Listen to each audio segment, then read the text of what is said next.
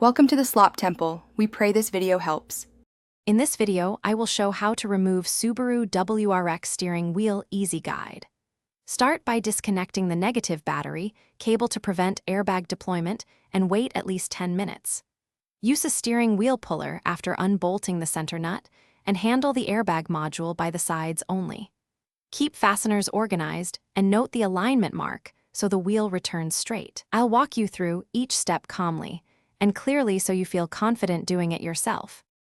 Gather your tools before you begin so the job flows smoothly and you don't rush near the airbag. You'll want a 17mm socket, steering wheel puller, trim tools, and a torque wrench for final tightening. Insulated screwdrivers help when unplugging airbag connectors, and soft rags protect the dash and wheel finish.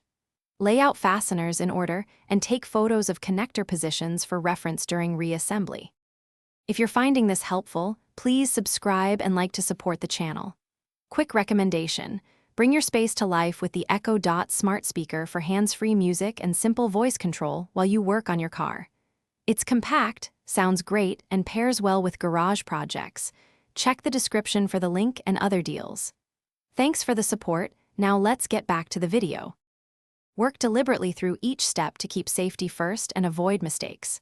Start with the battery, then remove the airbag module screws and disconnect the connectors, keeping hands away from the frontal surface.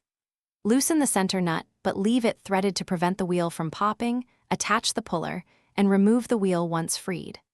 Align the marks when reinstalling, torque the nut correctly, and reconnect the battery only after everything is secure. Thanks for watching. Consider subscribing if we helped you.